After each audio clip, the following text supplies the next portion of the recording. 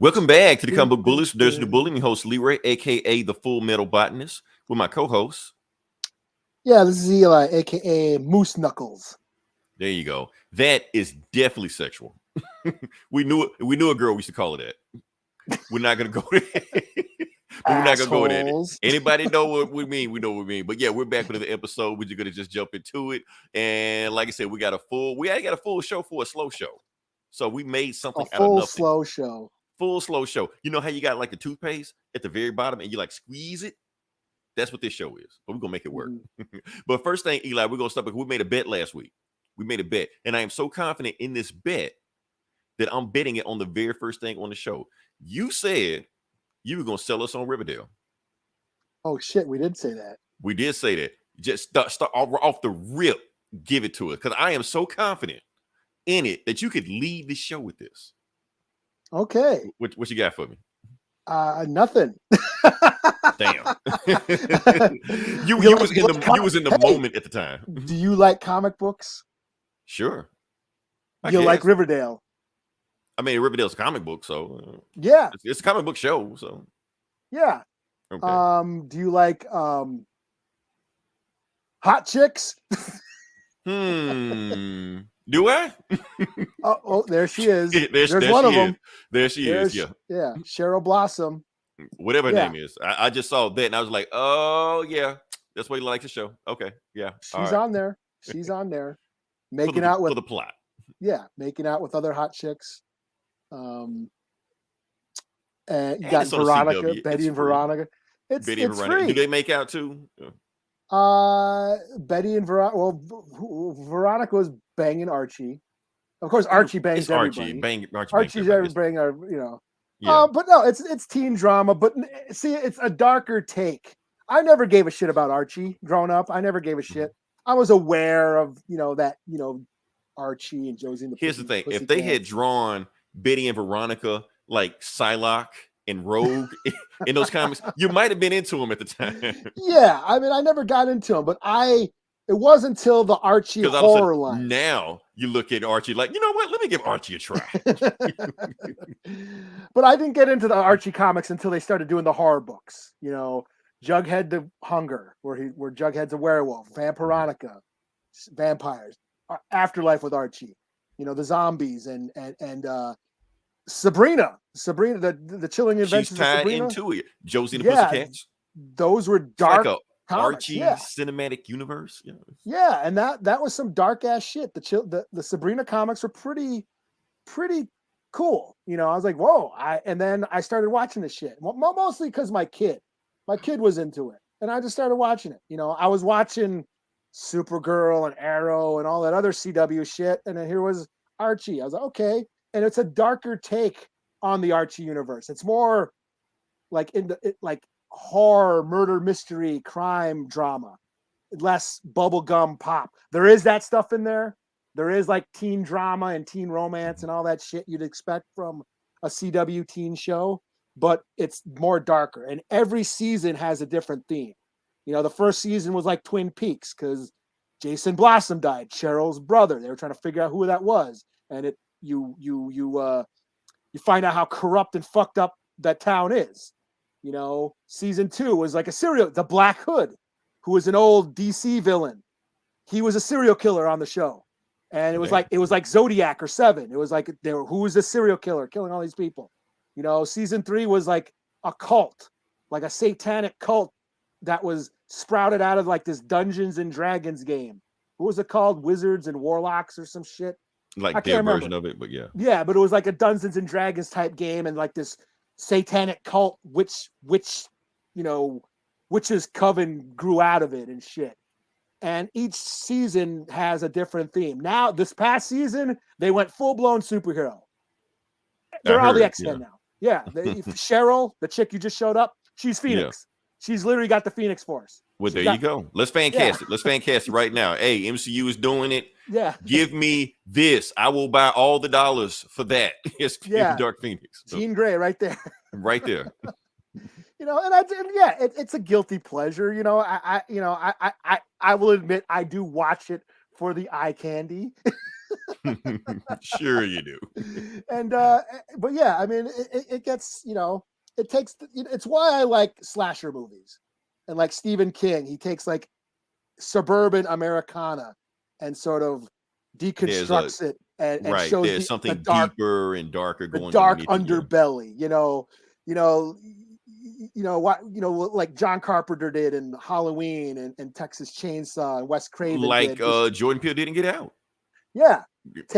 taking suburban Americana, all these, these bougie folks went out to the suburbs to get away from the crime of the inner city and end up becoming just as fucked up, even more fucked up Right.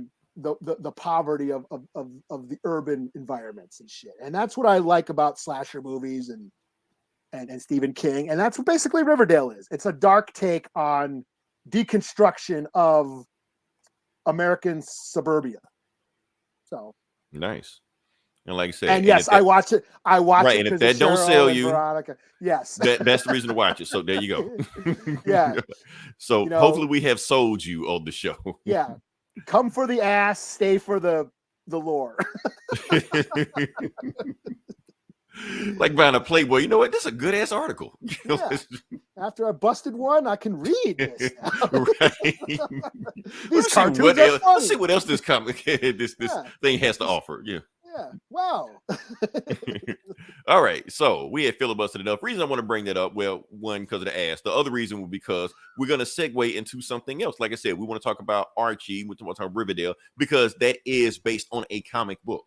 Not your typical comic book. There's no flights and tights and stuff like that. But I'm going to start off with a review. Eli, I know you're a movie guy. I know you do the raw reviews and stuff like that. And I sit back, usually go smoke a cigarette while you're doing that. But I'm this episode, I'm going to pull my weight. All right. So yeah. So the first thing I'm going to talk about is not that. Yeah. I'll share the link while you go for it. While I filibuster and just yak off. So Samaritan is what we're going to talk about. Oh, did you watch that? I did not watch that. I watched it. I'll let you know whether or not it's worth watching a thing like that. So by tone, I think you can already tell. You're like, oh, it's like Tekken. Like, no, it's not like that. No. So the reason I'm doing Samaritan because basically Samaritan is a Sylvester Stallone movie, not a TV show. I thought it was a TV show coming out. It's actually a movie. And it's on Amazon Prime. I had no idea what it is because there's so much stuff popping on so many streaming shows. I don't know what's what. All I got to do is just go to my voice command, put in Samaritan, just go, oh, it's on this. Watch it. Okay. So I didn't know if it was on Hulu, Netflix, whatever. It came out. It's on TV, and I just decided to watch it because I'm not going anywhere to watch anything. So what is it about? It's pretty much every superhero movie ever. What you expect. It's Sylvester Stallone playing some old superhero that's retired. He's back. He's doing blah, blah, blah. He's invincible. He's this and that. It's got only thing that can kill him is this one thing, which is this hammer that belonged to his brother. All the tropes. It's all there. What else? Some evil dude is taking over the city. And for some reason, he has a coat like Bane. I think they really wanted you to think he was Bane. So, yeah. Oh. And that's the plot. But here's the thing about it. When Sylvester Stallone's in it, Sylvester Stallone is in it. I mean, he sells the movie. That's what you expect. But the thing is, it's not his movie. It's that kid's movie. It's one of those movies. So yeah. So that's the thing. That kid, he sucks. Sorry. So that's one thing that hold me back about this movie. So I mean, like I said, if you're gonna be a kid actor in these movies, you're gonna carry the movie. You got to be good. He was just annoying, whiny stuff like that. But it's like I'm like, why am I watching this shit? But then when Sylvester Stallone pops up, you're like, oh, that's what I'm watching. So Sylvester Stallone is bringing star power to this basically CW level movie. Except for the ending. The ending is pretty much what you expected. It's like the movie wanted to sell itself as what if Rambo had superpowers. The third act was that, pretty much that. But it's PG-13. You can't go all out, but it's gives you just enough. You're like, oh, okay, Rambo has superpowers. He be this guy, and the third act gives you that. But until you get to that third act, it is a slog. It is there. It's something to watch. It's not like completely boring, but if it's like some in the background, it's there. It's something that deserves to be on streaming. This would not make, Well, I did see a post from one of our colleagues, an acquaintance, on our timeline that said this movie is better than all the Marvel movies.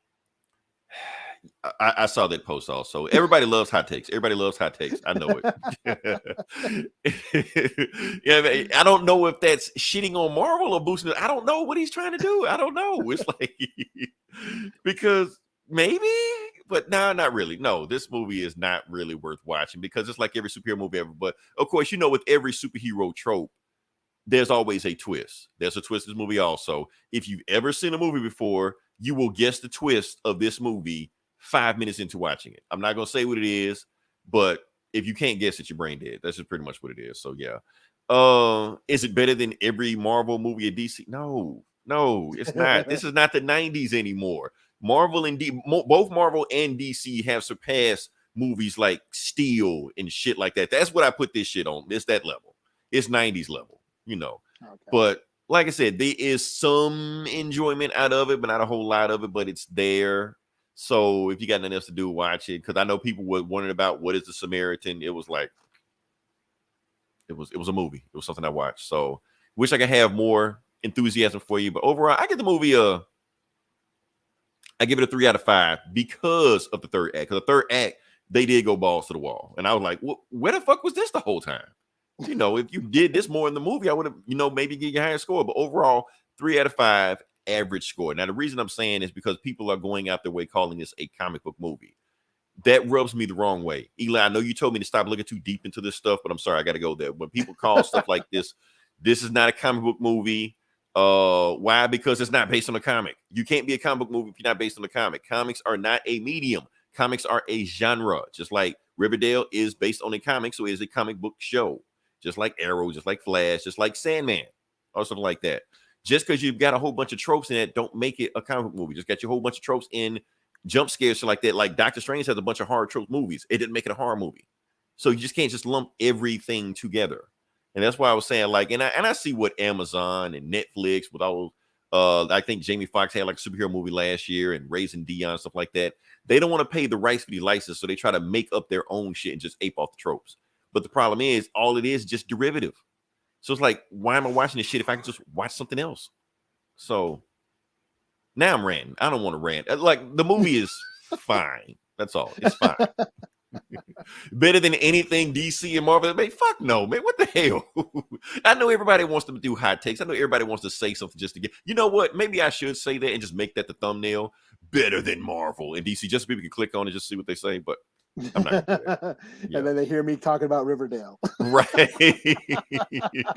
Now, see, this chick got the fattest ass than this chick. All right, so that's all I got. So up, you're up next. I saw a movie. You did see a movie. I saw Beast. Yes, a movie that's actually in the theaters. The lion movie. It's basically Jaws with a lion. And I'm a sucker for a creature feature. I like my monster movies. And this one, it wasn't bad. It's got Idris Elba. He's taking his daughters on an African safari trip. Basically after their mother died, the wife died, and they're sort of mourning. They're in mourning, and he's trying to connect. You can tell that the relationships have soured, and he's trying to reconnect with his daughter. So he takes them on this African safari trip, and they ended up getting attacked by a lion. But he's American, this movie, right? His family's American? Yeah, he's American. Okay. Even though real life he's not American, but yeah. Okay. Yeah, and then they basically have to survive this lion out to get them.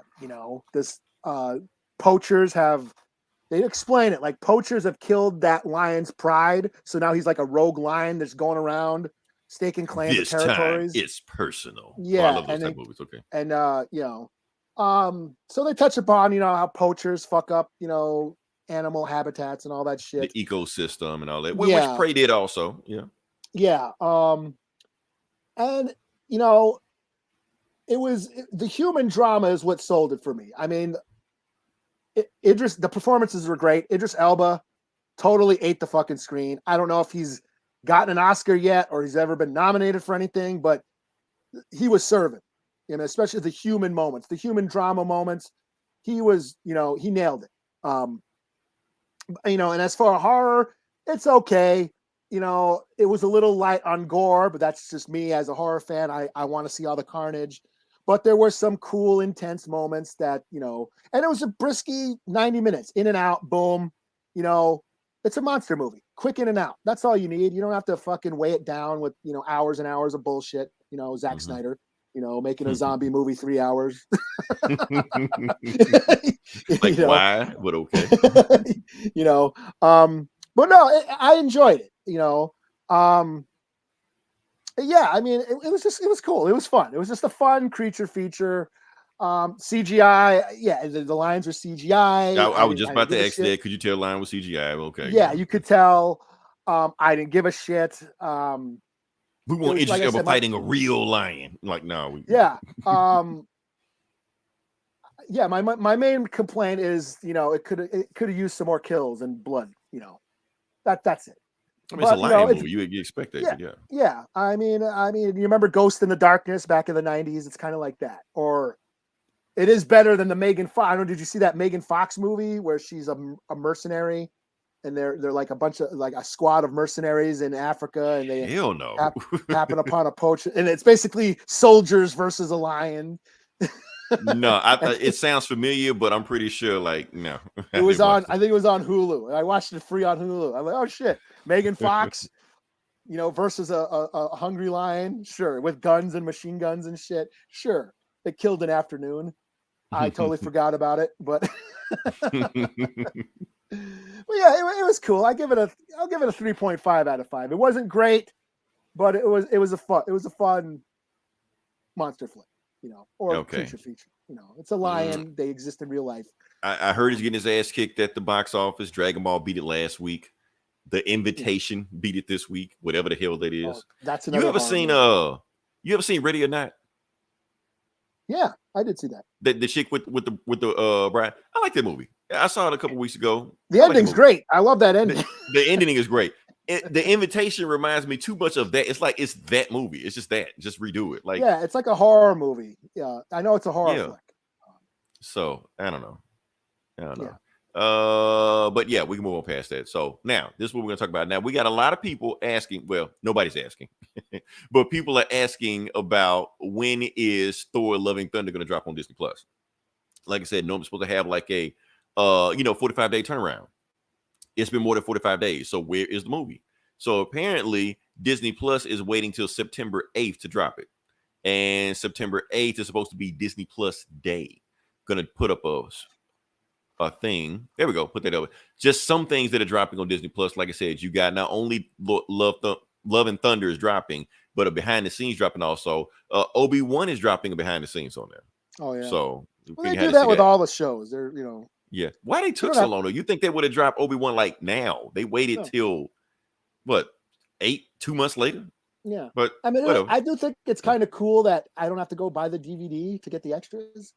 But that's true. That's true. It's there, so you watch it. Yeah. Also, Pinocchio.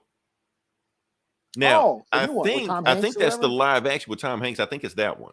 So yeah. Okay. Yeah, I think all the Dance with the Stars are going to be on there. Probably some more stuff also. So I think September the 8th will be like some special day that, you know, Disney's been waiting for. So you're waiting for Thor: Love and Thunder? That's the day. You watch it then. See what you think about it. See if you hate it as much as the internet did. Yeah. You say which one? It's like next week, right? Oh yeah. Yeah, it is next week. Coming up. Yeah, it's quick. Oh, and She-Hulk episode 4. I guess we should talk about She-Hulk episode 2. Eli, did you like it? I loved it. Yeah. Cool. We talked about it. All right, let's move on. I like the show. Fuck everybody. Right. No, it's woke, you know. Oh man. Anyway, speaking of Marvel and DC, we can talk about this big news that DC apparently had. I don't know if this is confirmed now. I think I saw this on the Hollywood Reporter, but apparently DC has found their Kevin Feige. Now, I don't know if anybody been keeping up with DC and the shit show they've been doing lately, but they've been pretty much canceling everything. Like everything is gone. Today I saw that they canceled a Nightwing movie. I didn't know they even announced a Nightwing movie, but they canceled it. So yeah, so that's what's going on now.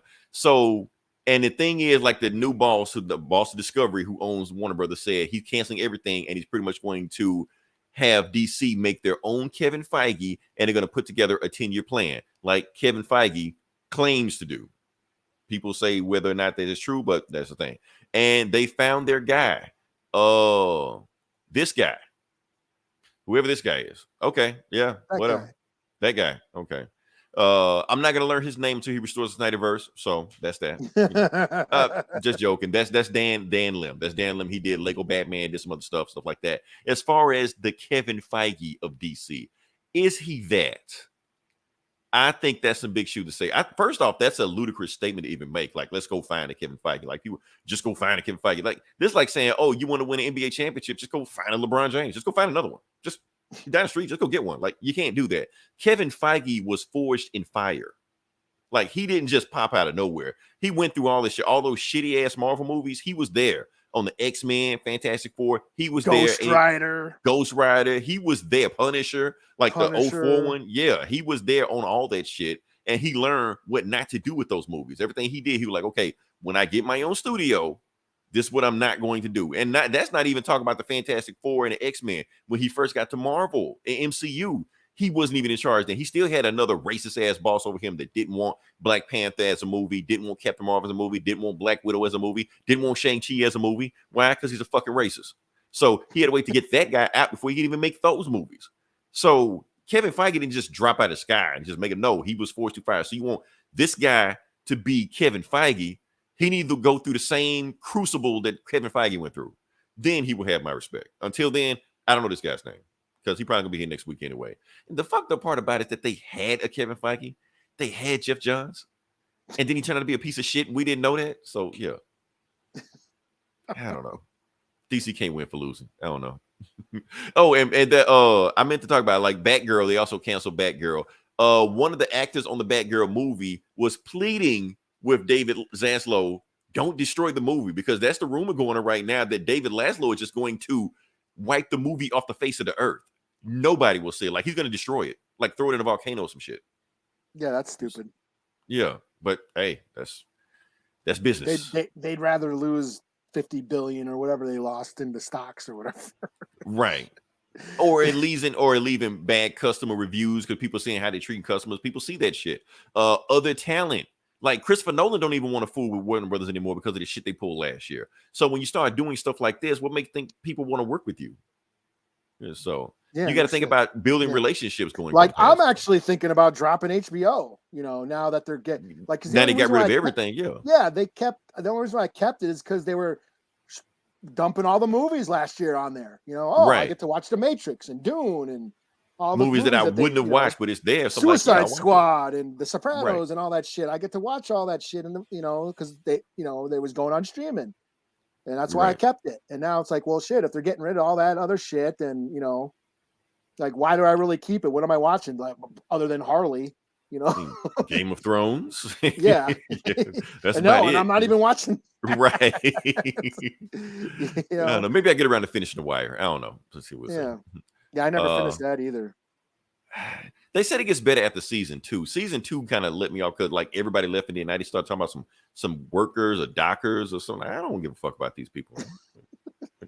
But it's the greatest show ever. So whatever. I can't say I don't like Wire or Game of Thrones. Otherwise, I'll get ran across the street. So I'm gonna keep that to myself.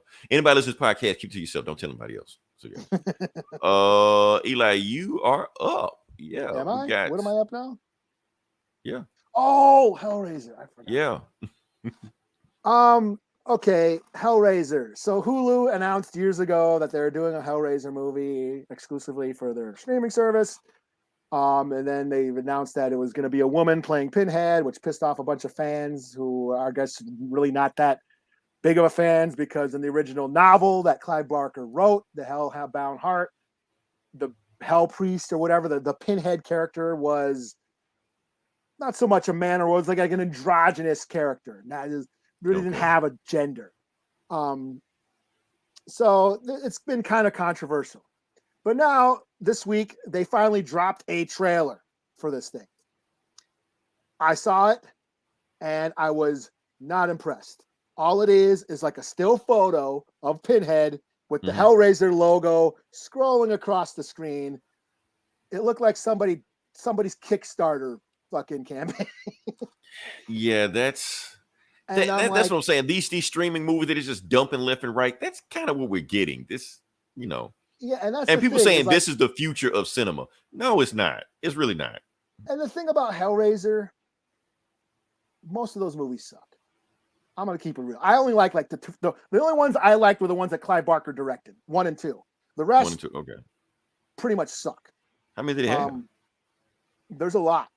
There was one that came out just a few years ago. Like it's had such a, a checkered past with these movies, and it deserves like a fresh remake, a good big budget modern remake. Because Pinhead is one of the more iconic movie monsters out there. Yeah. And the thing is, Hellraiser is just so high concept that what makes that the movies suffer from being low budget. You can't do Hellraiser low budget or it's gonna suck. Clive Barker made it work, when he directed, because he directed those movies too. But most of them are just cheap, straight to video crap. And I can't say I'm not a big, think about it, I'm not a big Clive Barker fan. I did like his movies, Hellraiser. I have read some of the books of blood. Cabal, I love Cabal and Nightbreed. Nightbreed's another one. He directed that, but it suffers from a low budget. That deserves a modern take because that's like the Star Wars of monster movies. And it just needs a bigger scope and just needs an epic scale. And it deserves like a bigger budget. But he didn't have that back then. It has a close place to my heart because I love the story. But, it needed money, And that same thing with Hellraiser. It just deserves a modern take, with better effects, bigger budget.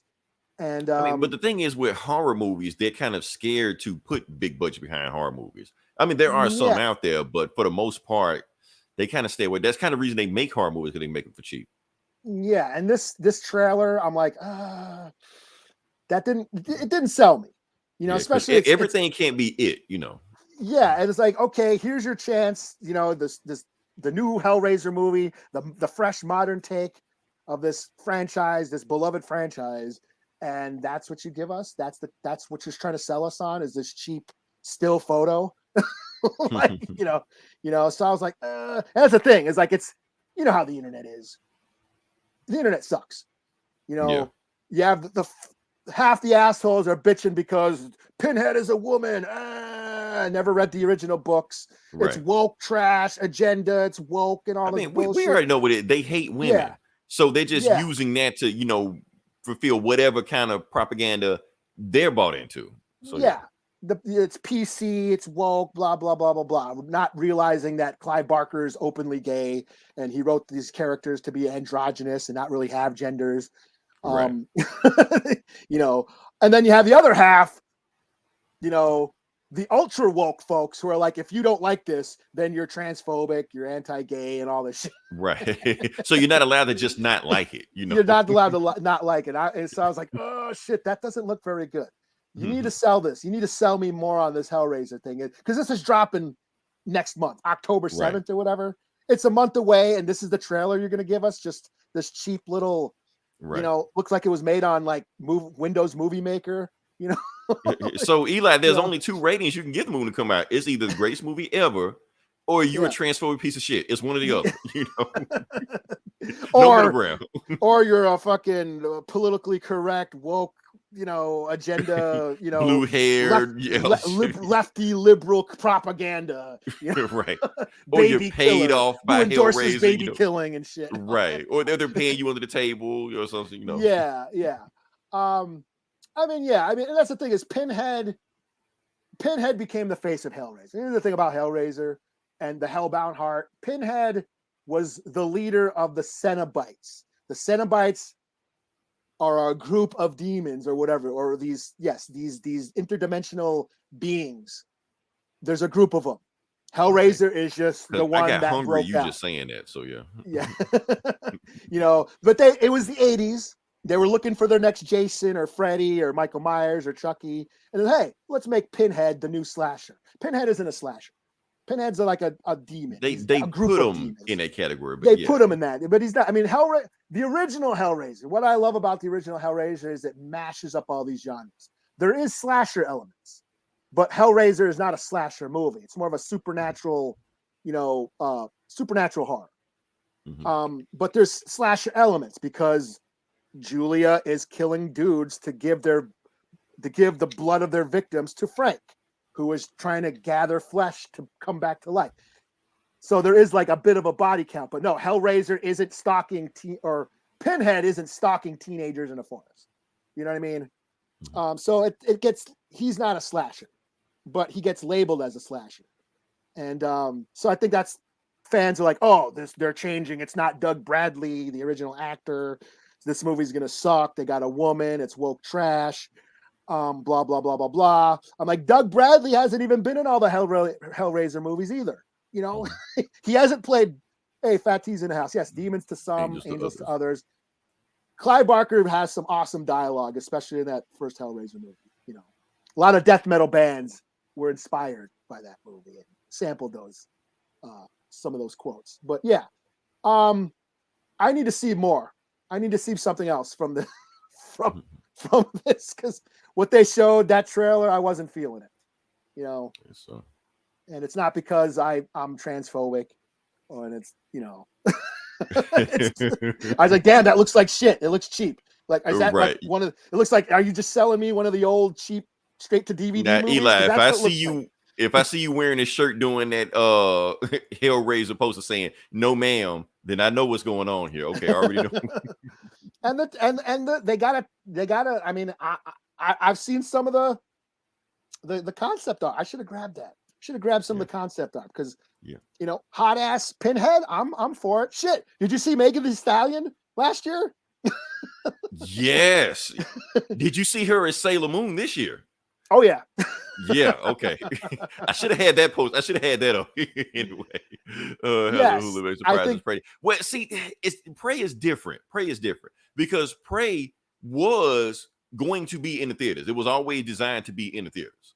But because of that whole Fox Disney merger bullshit went on, and they didn't want the rights to go to HBO Max to get it. That's why. But that's the difference why Prey, because I watching Prey, I was like, why the fuck is this on streaming? This should be in the movies. It's like, well, I don't know why, because it's stream, like Samaritan is streaming shit. That shit don't need to be in the theaters.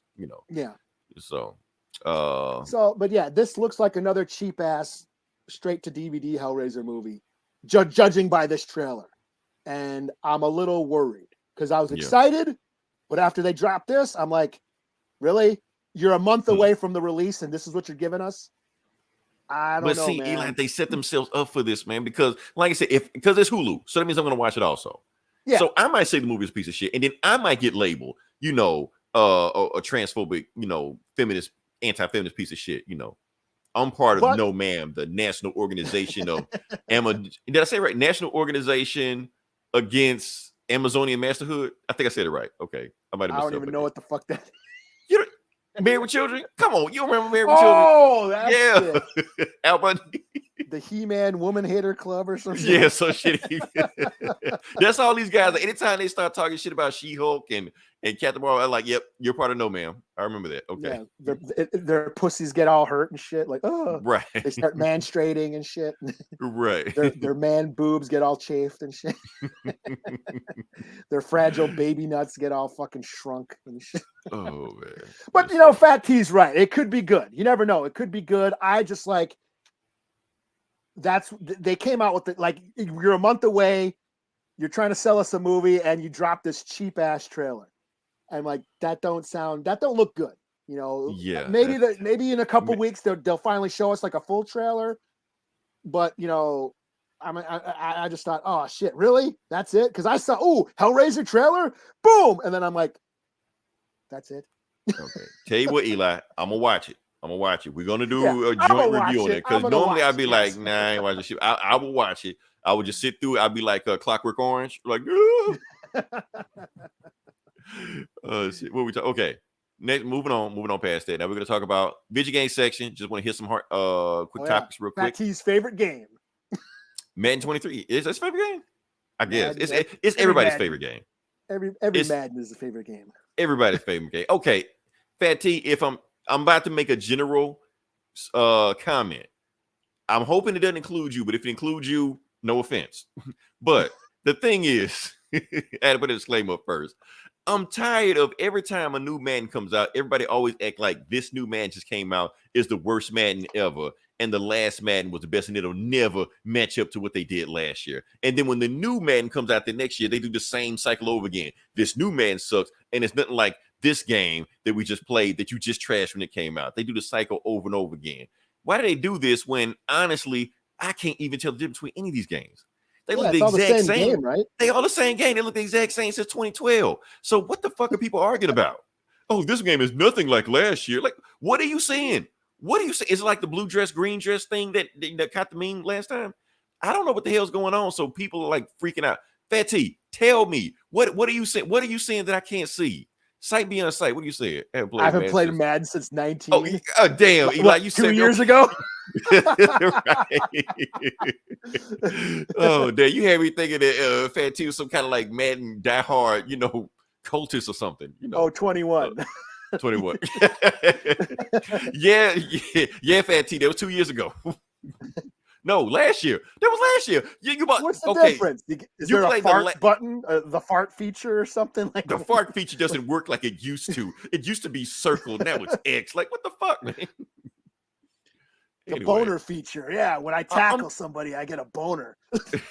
They do it every year, man. It's like you can set your clock to it. You can set your watch to it. I'm sick of it. It's the same fucking game. Stop complaining that this game isn't like last year when there is no difference. I promise you, Call of Duty. Madden Call of Duty, the same fucking game every year. Why they do it? And I'm not complaining about it. If you like it, that's fine. But stop complaining that this one isn't as good as the one you just played. If you put the other one in there, you can't tell the difference. And if you like the other one so much, play the fucking other one. Why you keep buying shit every year if you're gonna complain about it anyway? They change the controllers every time? No, they don't change shit. It's the same damn thing. They don't change the graphics. They don't change anything. So there's some in fighting games like, damn it, this was like the special move, and now it's not. Oh yeah, like, you get your ass whooping. I've done it with Tekken before. I'm like, I've never played Tekken 7, but I'm pretty sure it's like Tekken 6. Play it. Gabe ain't here, but Gabe like beat the brakes off my ass on Tekken last time we played. I'm like, none of this shit works like I thought it was gonna do. But yeah, so fighting games is different. But man, okay, Fat T, you ain't played since last year. I ain't played Madden since 2011 or some shit like that. I bet I could pick this shit up and know the same damn control that was back in 2011, back on the PS3 or whenever that shit came out. So I was never into Madden. I was an NFL Blitz kind of guy. Actually, you know what I was? NFL 2K. NFL 2K5 is still to this day the best football game ever. Madden has not made a game yet better than that game. And I'll die on that hill. Let's see what we got. Changed game controller 5 years ago to give or take. New engine is trash. The physics are trash. You know what? I'll give you 5 years. I give you 5 years. Okay, 5 years. Let's see, 2022, maybe 5 years. Okay. 2017, okay, maybe they did change the engine there, but still, you had 5 years to get used to the engine. I mean, damn, I don't know. Facts. So that's me. I don't know. Why are we ranting about Madden? Neither one. That's the last thing people want to hear. We comic book folks, and we sitting there talking about football. Why? Nobody wants to hear us talk about that shit. Talking Vols, yo. Let's get talking about. Is that still? I'm pretty sure that's still a thing. I think that's a thing. Go listen to Talking Vols. There's still a thing. I subscribe to them. I just saw this. Okay. You know what? ESPN be so glad. We need football and basketball bad because ESPN is suffering right now. Last week I saw them doing the World National Hacky Sack Championship. I'm like, what the fuck? Why? I don't want to watch no damn hacky sack. What the fuck are these? Oh, the Haudenosaunee. Hey, Trav, did the Mohawks win the what did they place? Third in the lacrosse tournament? I was watching lacrosse on ESPN Plus because I got ESPN Plus. You're cultured, okay? Yeah, well, that's huge. Trav's tribe, like. My brother's tribe, his dad is Mohawk. Lacrosse, they invented the game. So lacrosse on their reses is huge. Like they build stadiums on the res for lacrosse. Oh damn! Eli, do you partake? Are you world famous? I'm not any good at it, but can you see it? Where can you see it? Will it reach? I reach it. I got a lacrosse stick. I can catch. Shit. I can catch. Okay, we're gonna see you like on a trading card or some shit. we play catch. I can't get a goal for shit, but I can catch the ball with the lacrosse. Bronze, okay. Oh, so they did score bronze because I watched a game where I think they were playing Australia. So that was pretty cool. You know, I was like, hey, I got ESPN Plus. I'll watch it for something else other than MMA. You know, Eli, if I find a trading card with your face on it, and you doing some shit, you were like some short ass shorts and shit. No, I'm putting it on this podcast. No, I'm not that much. I'm not that active. Oh man! All right, like I said, this is Comic Book Bullies, where we talk about comic books. We're just gonna jump into it, and I think I got 3, you got 2, so I guess it's up to me to go first. You know? Yeah, you can go. What am I going to do first? Let's just knock this out the way now. Gomer, the other day from This Geeks and Comics, I didn't listen to the podcast tonight. I'm listening to it tomorrow. But he made a post earlier today trashing this whole event, this Judgment Day thing, basically saying this whole thing is trash. I don't think it's trash per se. It does have some opportunity, you know, but it's just recycling. It could go into recycling. Yes, recycling. Trash. It's not even recycling. Yeah, it's not complete shit. It's some salvageable shit in here. But yeah, let's go over with that. So let's do it. This is X number 3. A.X.E, Avengers, X-Men, and Eternals. Because we got to have a event with Eternals in it for some reason. Because it's everybody's favorite superhero. So basically what happened, last book, Tony Stark made a god, space god. That's what he did. And he did it to try to control the Eternals because the space god controlled the Eternals. But instead, the space god went crazy and wanted to kill everybody. Gave everybody 24 hours to get their shit together, or he's going to kill everybody. That's the plan. So let's get to it. So, yeah. So the space god is just like, yep, I gave you 24 hours. Get your shit together, and I'm going to start judging people. I'm going to start judging people right now. And that's when Captain America is like, no, we got to stand together. We got to blah, blah, blah. And then the space guy hears me, just like, yep, that's him. Captain America always giving him dumbass speeches. You know what? I'm going to judge him first. He's like, Captain America, since you are a symbol of America, and America is the world leader, and you represent everything this country stands for, would you agree that this country sucks? Like, this country is fucking terrible, and you're the American dream. You're the symbol of it. You're the best thing about it. So if this country sucks and you represent the country, you fail. And they're like, oh, shit. If Captain America failed the test, what the hell to mean for everybody else? Especially Tony Stark, like, oh, I damn sure ain't got a chance, you know. And he's just like, okay, get your shit together. So, yeah, that's what's going on. So we go to it, and basically all the people around the world, you know, are panicking and things like that because they had the space god basically calling Judgment Day. And what do we got? So, yeah, Mr. Sinister has, oh, yeah, they got a plan. They have a plan. Tony Stark knows how to shut off the space god. He was like, if we get to this part right here and we do this thing right here, and we do that, and we reach the node, we can shut him off. And Eternal's like, yeah, no. Because if you shut off the Eternal, you shut off the Celestial, Tony, we got to kill you. You're like, wait, you got to kill me? You're like, no hard feelings. We got to kill you. Because we're hardwired to protect Celestials. So if you do anything to the Celestial that we know about it, we got to kill you to stop you. So, but then as soon as they leave the room, Fastos tells Tony, he like, look, if you can do it, don't tell us. And then it's okay. Because if we find out, we got to come after you. But if we don't know, then nothing we can do about it. You're like, okay, cool. I will find a way. Meanwhile, Mr. Sinister back to the whole time, he like, and he's telepathically talking to Destiny, you know, back on Krakoa. And he's telling her everything that's going on, where to know, how to get to us, like that. So she does like an emergency quiet council meeting. She was like, okay, Mr. Sinister is with them right now. And he's telling me how we need to get that to shut him down. So we got to shut him down. They were like, well, how can we do that? We're still fighting those eternal hex monsters. So we don't have enough people to even attack a celestial, a space god. We don't have enough people. And that's when walking through the gates, the deviants walk through the gates, the eternal enemies and shit like that. General Crow. I can't remember that dude name. Karnak, some shit. The Prodigy. I can't remember none of these people's names. But anyway, that's them. And Cyclops, that may be his name. Jack Kirby was high as fuck when he made this shit, so I don't know. Is that a monkey? I don't know what the fuck going on. But yeah, Cyclops is like, how the hell did you deviants walk through the gates? Only mutants can walk through the gates. He's like, no, only deviants can walk through the gates. Because guess what, mutants? You're deviants. We're basically cousins. So any gates you make, we can walk through them. And guess what? Since Eternals are trying to kill you and we hate Eternals, guess whose side we're on? So guess what? You go kill the space god. We'll fight off the Eternals. And there you go. You're like, huh? I guess we got a plan. Okay. So they go do their thing. Meanwhile, that's when Selma Hayek chick, I can't remember her name. She realizes that the space guy got hacked by the X-Men. And she's like, wait, what the fuck? At first you think it's Tony. Like, Tony, what the hell you do? Like, I didn't do it. I didn't do it. And then look at Mr. Sinister. He's like, did I do that? You know, he get like little, basically, yeah, he told the X-Men how to kill the Celestials, so they realize what happened. So as soon as the Eternals know what he did, they just go into attack mode. They're like, oh, kill the mutants, you know, and they just fly off. They gone, you know. So then the X-Men are there, and then now the Eternals are there, and it's just all I want. So we finally, 3 issues in, we finally get a Eternals versus X-Men fight. And guess what? It's 1 page. They move on to something else after that. Yeah. So Icarus ripped somebody in half, but I don't know who he ripped in half. But it's an X-Men, so it don't really matter who he ripped in half. And basically Jean Grey like, well, somebody please take this guy out.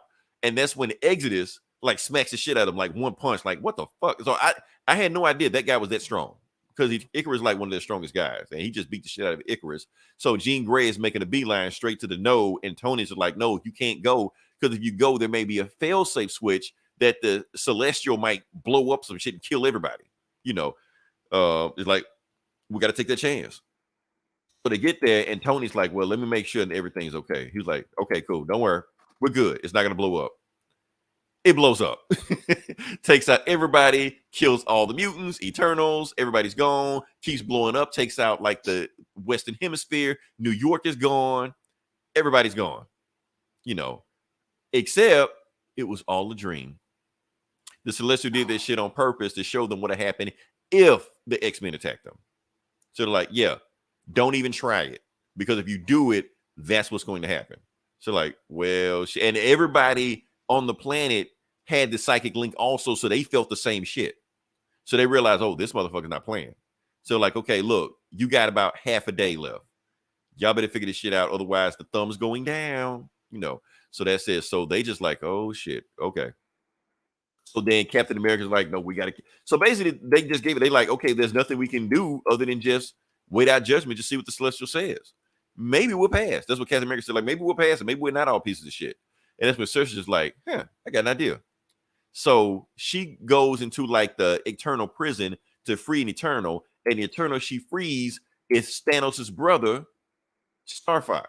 Now, for those who don't know who Thanos' brother is not what you think he is in your head.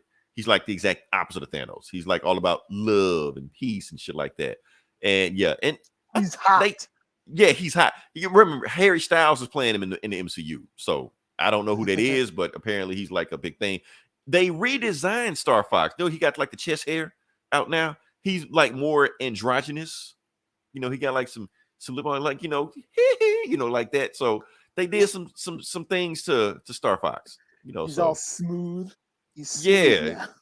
Yeah, that's so. And I thought they were never going to touch Star Fox again because Star Fox was problematic, but they're like, fuck it, we're just gonna do it. So yeah, so Star Fox is the secret, and I'm thinking what's going to happen. Star Fox, because he has superpower to make everybody fall in love.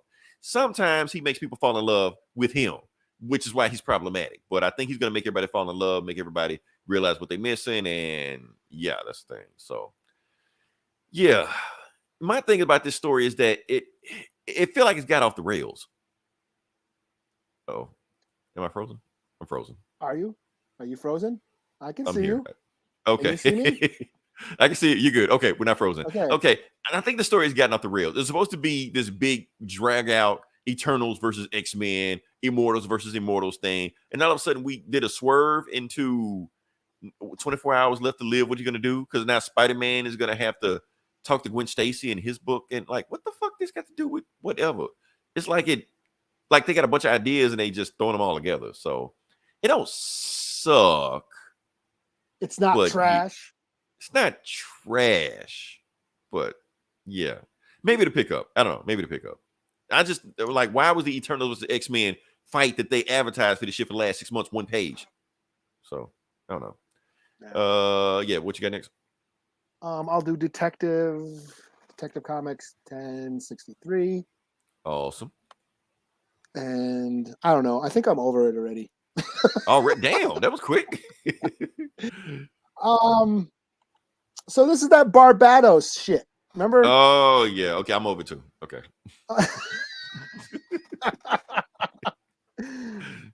So I mean, it's kind of cool. It's like some creepy horror shit. Like Bruce Wayne has got these ancient puzzle. It's like Hellraiser. He's found like some ancient artifact box that I think opens up Barbados or leads a portal to Barbados. I don't know. But then there's like, you know, all these like gangsters and shit. They're turning into dust somehow. And then there's like this other chick. They kind of, yeah. What the hell happened? So like I think it starts off. I don't even have it. Like I don't even give a shit. Fuck it. I'm not gonna even look it up.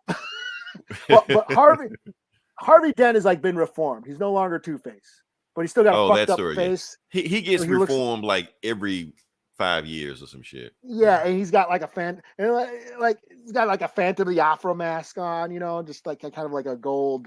Oh, they didn't fix his face. Yeah, no, they didn't fix it, but he wears like a half mask. He looks like the Phantom of the Opera, and it like starts out where they're at like I think like a jazz club and shit. And Bruce Wayne and Harvey Dent are meeting, and they're trying to figure out who's turning these like criminals into dust and shit. And then there's this new villain, rich woman villain. I can't remember her name, but her family basically owns the land that Arkham Asylum was built on. So there's some shit with that. And Bruce Wayne's having all these nightmares about demons in Barbados, and I don't know. I'm just not into it. You know, I don't know. Did they just pull out Barbados because Sandman was on TV or some shit? Like, yeah, it's all connected. You know, like why? Like let's turn Batman into Sandman. Right? It's like there's like some cult, ancient artifact shit. That I don't know. Yeah. I tracked down where Barbados came from, like the first DC comic he was in. He was in a Riddler story. So Riddler started a cult, and he was trying to resurrect Barbados. He would like sacrifice people, shit like that. They were like, "What the fuck does Riddler got to do with this?" But yeah, so that was Grant Morrison too, right? No, I think it was Alan Grant, the guy that passed away a while ago. Oh, okay. I think it was him. I think he invented Barbados. Okay. Yeah, they was like in the 80s or some shit. All right. Yeah. So. But yeah, I mean, like it's kind of cool, but then it's like the art is cool. Like, you know, Raphael Albuquerque's art is dope. You know, and it's basically let's do a dark, like the Batman movie, the new Batman movie. Let's bring that back. Let's bring this dark, ultra noir, gothic, and you know, Victorian architecture. Let's bring that to. I love the look of it. It's cool. It's just I'm not feeling, you know, the whole let's rewrite the origins of Arkham and let's bring Barbados and, you know, and this new villain. I don't know. It's like a new rich family, and it's another rich family in Gotham City that has some that's been ties. There for hundreds of years. Yeah, that he never knew about. And yes, they're the secret owners of Arkham or started Arkham or some shit. And I'm just like, who's writing this? Like this story? Ram V. So I'm not sold on this guy. I know y'all love him. I know he's like the horror, darkness. Yeah, evil and darkness. Like it has all of that. I'm just like, that's what it is. It's Barbados. I don't know. It was just a little slow. Like I like the imagery. I like that scene. Like I said, like the beginning with Harvey looks like the Phantom of the Opera and shit. You know, I was like, that's some cool imagery. I dig that. You know. Yeah. But I'm just like I said, he's Two-Face, so sometimes he's good, sometimes he's bad. I get it. Yeah. I get it because Two-Face goes good all the time, and then he goes back bad again. So yeah, that's it. Yeah. That's his thing.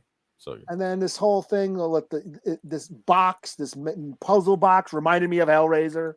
You know, so there's elements that are cool. I'm just not feeling it. You know, and it's like I'm like, because like the last one, there was just enough mystery and intrigue to like, oh, I kind of dig this, but then it's Barbados all along. I'm like, oh, really? Okay. And then I go into this one, and it's still there's that bit of intrigue that I think is cool, but I don't know if I'm into it. You know what I mean? Because I remember I dropped Batman for a while. This is my diving back into Batman and Detective after not reading them for like a year or so. Yeah. And I'm like, maybe I shouldn't have jumped in yet. Maybe I'll wait for the Mark Silvestri book. Right. That'll be next. Or I'll read Chip Zdarsky. I'll see what's going on with Chip. So yeah. Yeah. So yeah, I'll give it a 3 out of 5. I may or may not pick up the next issue. Yeah. Okay. All right. Next book I'm going to do Captain America. Not that one. The other one. Sam Wilson.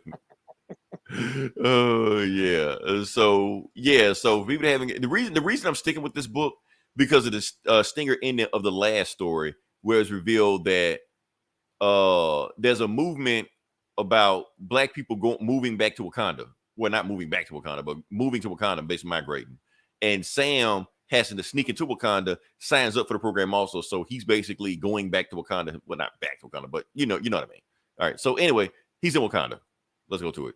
All right. So yeah, that Falcon guy. I don't give a shit about that Falcon 2.0. So there we go. Sam. So we got Sam. He's in the Golden City. You know, all Black people from America just there. They just celebrating. They like, we're home. We made it. We're Wakanda. You know. So yeah, and then you got two guys kind of like basically Sam's trying to be undercover because he like made some fake passports and stuck his way in as undercover when he's trying to make sure that they don't see him, because basically Shuri told him, we don't want an American agent on Wakandan soil because whatever's probably going on, we will handle it. Because if we get America on our soil, y'all might start spying us and shit like that. So basically trying to sneak in, make sure everybody doesn't know it. So while Black people are celebrating, he actually, can you come with us, please? He's like, oh shit, I guess what's going on? Let me go with these guys. So he walks with them and he think maybe Shuri wants to talk to me, you know, privately, you know. But it turns out it's not Shuri. It is Crossbones. It was a trap the whole time. The White Wolf set him up. Yeah, the White Wolf, look, he knew Sam was going to sneak into Wakanda. He was like, just wait for him, just go get him. He's like, damn. He's like, yeah, shit, this guy again. Skip this. Here we go. Yeah. So basically, Sam was just like, yeah, Crossbones like, yeah, White Wolf set you up. And he's like, who the heck is the White Wolf? Like, you don't know the White Wolf? Your buddy T'Challa never told you he had a brother? You're like, yeah, he knew everything about you before you did. He set you up. As a matter of fact, those people that we were sneaking through their train, we snuck a biological agent inside of them. And guess what? Those people are here right now. So he was like, okay, so what triggers the biological agent? You want to know what triggers the biological agent? Vibranium. You know, anyway, he punches him. I think I'm skipping ahead, but anyway, he punches him. But at the same time, shit, this guy again. Okay. There we go. So Sam is punching Crossbones. He's just like, no, you out of your league. Just whenever he was on the page, did you just like skip that page? Yes. Or did you actually read it? No, I actually did read it. I actually did read it, but it was like it wasn't worth reading. His story, it doesn't make no sense whatsoever. So it's just like whatever. So anyway, Crossbones kicked the shit out of Sam. He's just like, look, I've been wanting to kill me a Captain America for forever, and you'll have to do today. So he gets ready to kick the shit. And he's like, because you out of your league. You can't handle me. You don't have a super soldier serum in him. You're not the real Cap. So that's when you hear him talking. He's just like, what are you talking? And that's when he gets attacked by birds. Yes, Falcons. So Falcon, Captain America, Sam Wilson still has the power to talk to all birds. And they just start chomping the shit out of people. So this is a power Jeff Johns actually gave him, like back in the 90s.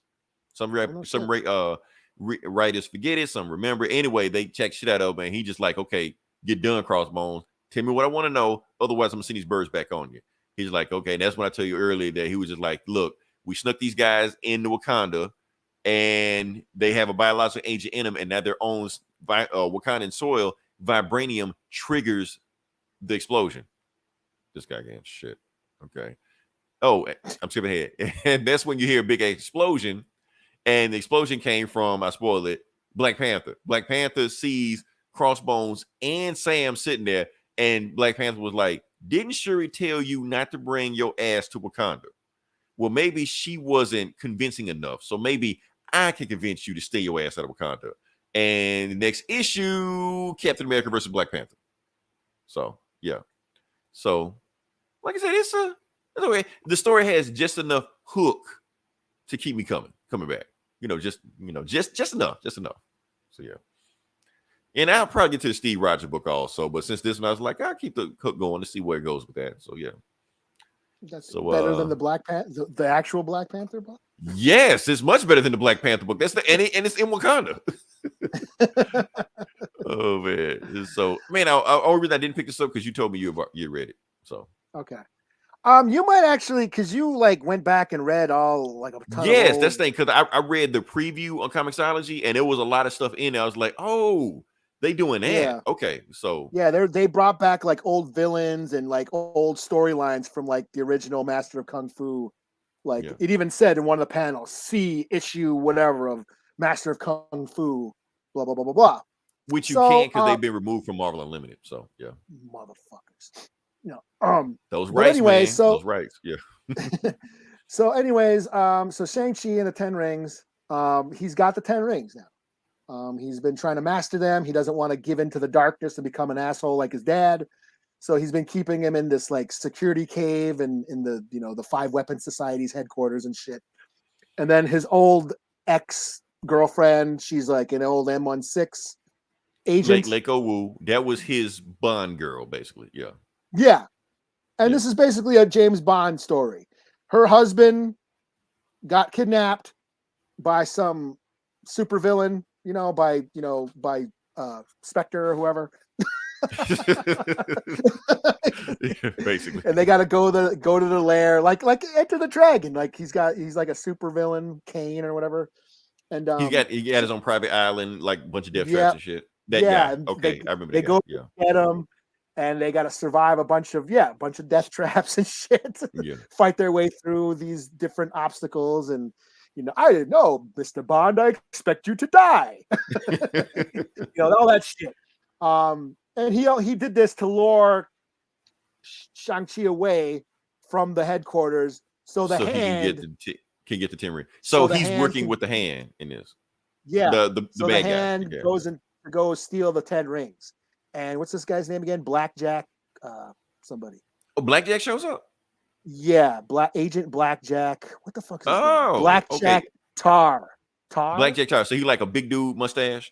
Yeah, he looks like a wrestler type guy. Yeah, like Swordmaster or whatever. He's got the handlebar mustache and shit. Okay, he's got like the data or whatever and steals the 10 rings at the end. And it was all a ruse. Wait, Blackjack stole it? Yeah, it was all a ruse to get Shang-Chi away from the headquarters. Blackjack is a good guy though, so he betrayed him. I guess he's got the rings. Interesting. So I mean, this was okay. It was like it was just a James Bond story, a little light on the action, and kind of like, but it was like an homage to all those old, the older book, because that's all those books where they were just spy stories. That's all. Yeah, the spy kung fu stories. Yeah, James Bond shit. So that's what this was. I mean, I'll give it a 3 out of 5. I still dig this book, but this was a little lackluster for me. But I still dig this story. I mean, I'm still digging this series ever since they brought it back. Yeah, you can tell the James Bond influences, the Enter the Dragon influences, And there's a funny scene where the hand tries to break in to the 5 Weapons Society and take the rings, and they're like, you guys suck. You guys call yourself ninjas. You guys suck for ninja being ninjas. Like, you guys make a lot of noise for being ninjas and shit. So there's some funny moments, but yeah, I mean, I'll give it a 3 out of 5. This was a little light this month. It was an the breather month, and it makes references to his old flame and all that shit. Because I started picking up when they started referencing all those old, because all those people were in the old books. So I was like, like Blackjack, Tar, and all those people like that. And so yeah, they got that her Leiko Wu's husband in the old books. He always claimed that he was James Bond's son. Whether he was or not, we don't. Clive something. Yeah, he was like, my dad was this world famous MI6 agent. If he knew he was this ladies' man, I like, are you talking about James Bond? Like he meant like the real James Bond. So yeah. Okay. Yeah. Yeah. But yeah, pretty cool still. A little monotone this month, but I'm still on this book. You know what? I give them an A for effort. They tried something different. I mean, you can only fight superheroes and Avengers for so long. do something else. And like I said, it was a nice tribute to old Master of Kung Fu Shang-Chi history. So that was kind of cool, just to bring that old lore back, even though they sort of sworn it off. One of the things I liked about this new run is they swore that off. I was like, oh, I purposely spoke in broken English because that's what everybody expected me to, right? And all that shit. And they like, I'm an Avenger and I'm doing new shit now. And that's that past, my past is, I've left that past behind, but they brought it back for this one. And it's kind of fun, but a little, like, I'm more into, I want to get to the, all these different villains and, all these. But I trust the writer. I feel like he's going to find a way to bring all it together. You know, because those old 70 books, like Shang-Chi stayed away from all the Marvel shit. He was just in his own spy world. Yeah. Because those books were cringy.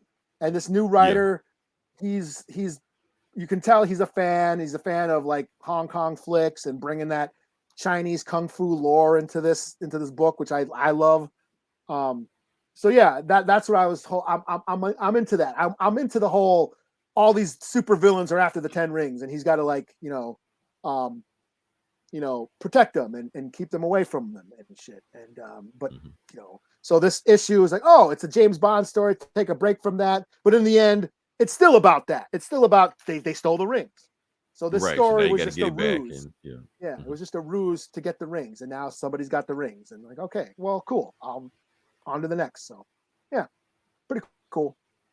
Okay, cool. All right. Last book I'm going to do is Fantastic Four number 46. Now, why am I reviewing this? Yeah, why are you reviewing? Okay, reason I'm reviewing this is because it's actually the end of Dan Slott's run. This is Dan Slott's last book with Fantastic Four. Okay. So it's kind of like a wrap up of his whole story with the Fantastic Four. So let's see what we got. We still talking about backwards compatible. I got my facts football game. Sorry, I had to. Please. Yes, it is back compatible still to this day.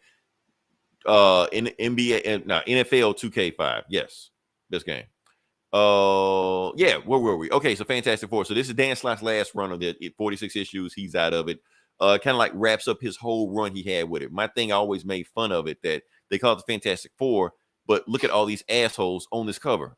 Like, these are more than 4 people, but that's it. That's his run. Is that Yondu back there? Who the fuck is not that? Yondu? No, I will explain who that is. That's what I'm saying. It's so many people in the Fantastic Four, like part of the family. Like this, they're basically Vin Diesel now, but we'll go to it.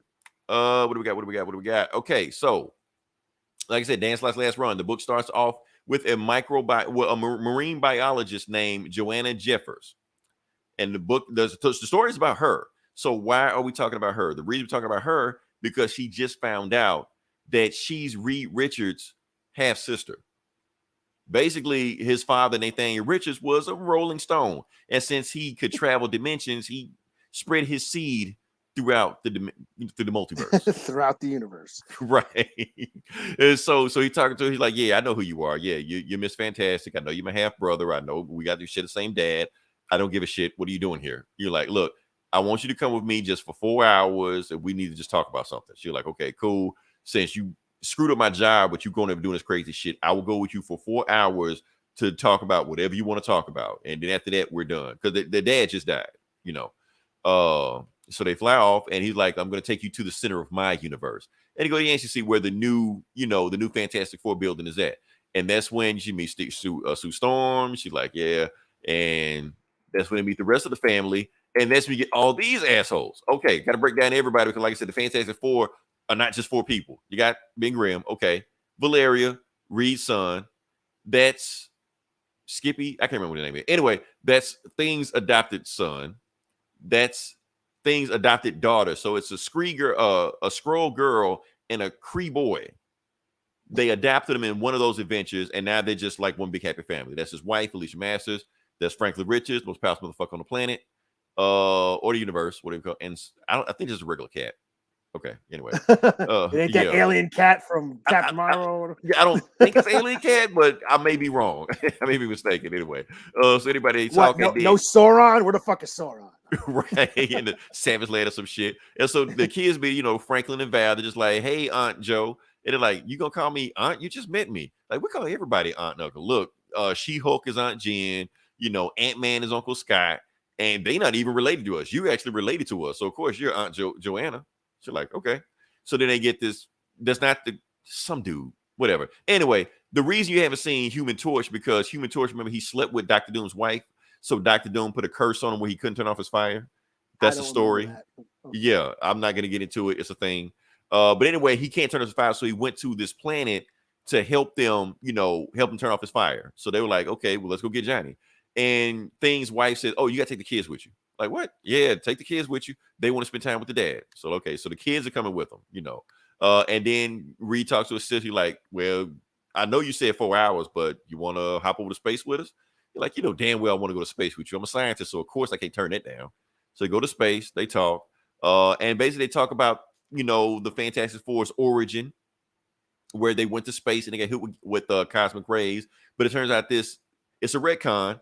This alien group bombarded them with extra cosmic rays that Reed didn't anticipate and got hit with. That's not the original story. The original story is Reed want to be the first dude in space. That's all. Remember, it was the 60s.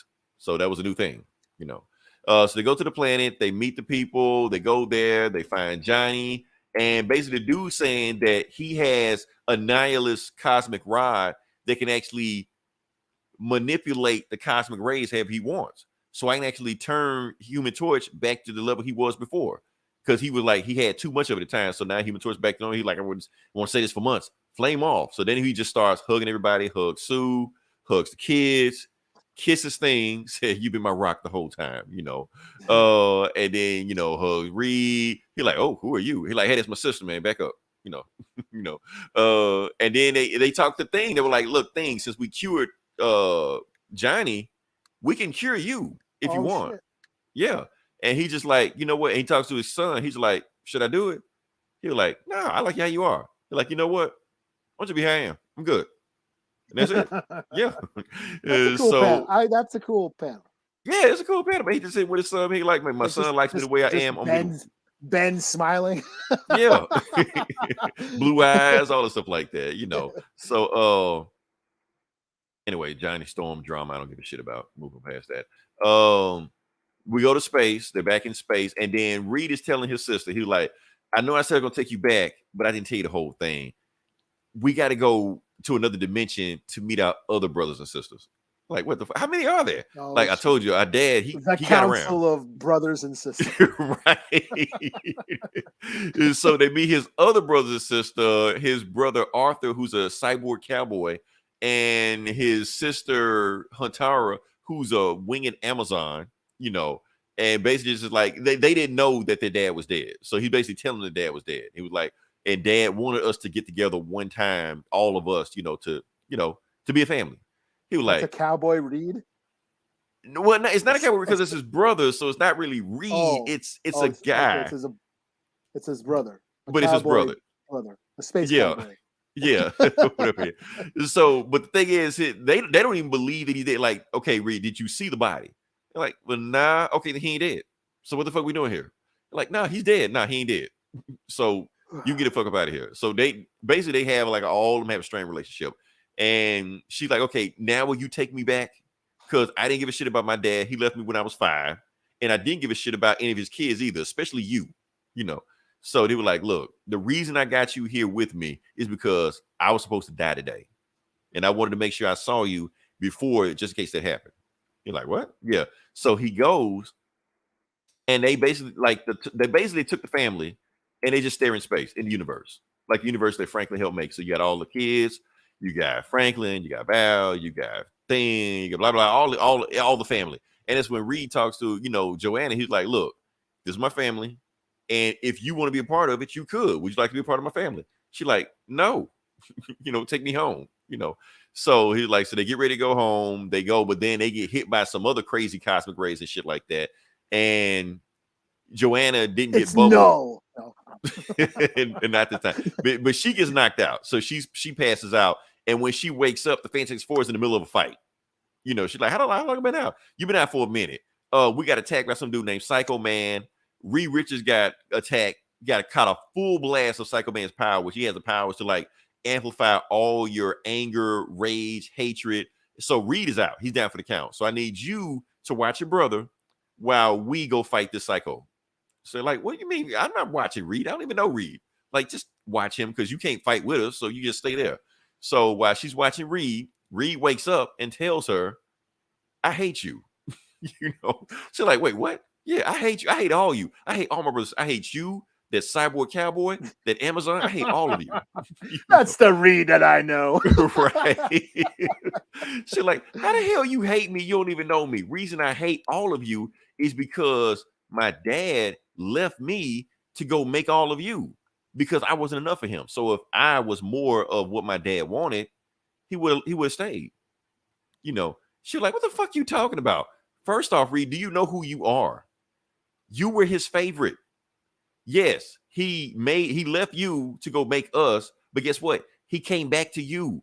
I didn't see that bastard after I was 5 years old. But he came back for. So obviously he loved you more than he loved us. So really, I should hate you, but I don't. I hate him. And Reed like, you know what? Now I think, yeah, I kind of feel like you feel, you know. So she's like, so say it with me. Our dad was an asshole. And Reed says it. Yes, our dad was an asshole. She's like, yes, I finally made Mr. Fantastic curse. You know. So they had, they had like a little sister brother moment, you know. And then while they fighting and shit like that, they beat Psycho Man, beat him. And then they find out what was powering him. What was powering him was Molecule Man. They haven't seen Molecule Man since the first issue. They've been looking for him since then. They're like, Molecule Man, how the hell you get here? Like, remember the first issue when that chick like blew me up and destroyed me? Panel 7. Yeah, like whatever 4. It was. Yeah, because he can break the fourth wall like that. So she blew me up but left one molecule. So I packed all my stuff into one molecule and went to the Subatomic verse. So yes, I'm literally a molecule man because I'm just a molecule. So she's like, so can I come back with you? She's like, yeah, you can come back with us. And so and then that's when Joanna's like, okay, look, Reed, I'm coming aboard. I'm having fun with your family, but I want to bring you to my world. And she goes to her world and basically says what she does all the time. Like, she's into microbiology, marine biology, and she basically like studying the fish to see how they swim, because if they get off track, then it means something's wrong with the ecosystem. And Reed is just like explaining it to her, and she like, you're not making fun of me, are you? Not talking down to me, are you, Reed? She's like, no, I'm really interested in it. I want to help you out doing this. We're gonna sit here and we're gonna study the fish and study the stream and see how the ecosystem go. And plus, I just want to fish with my sister. She's like, you know what? We got to do this more often. You're like, yeah, we should. The end. So it was a heartfelt story, man. I kind of like the story. It was making the feel-good moments, and really that's what Fantastic Four is supposed to be. It's family. That's all about, like the supervillains that show up, that they're there, but they really don't matter. It's really about Reed and his family, Mm-hmm. So yeah, but like I said, this book is getting out of control. Reed's family, Thing's family, Reed's family's family, all that shit like that. So yeah. But I like it. Like I said, I'm gonna go back and read Jan Slice's entire run. I know Gomer hates it, whatever like that, because it's not Hickman and it's not, setting the Marvel universe on fire. I just want to just read a fun, goofy story. Nothing wrong with that. Yeah. Yeah, they were. So, was it Comics Cast? They were shitting on it. Yeah, they were shitting on it. They was shitting on it. Like, because Dan Slott was trolling, because I think like the first 2 issues, Fantastic Four wasn't even in it.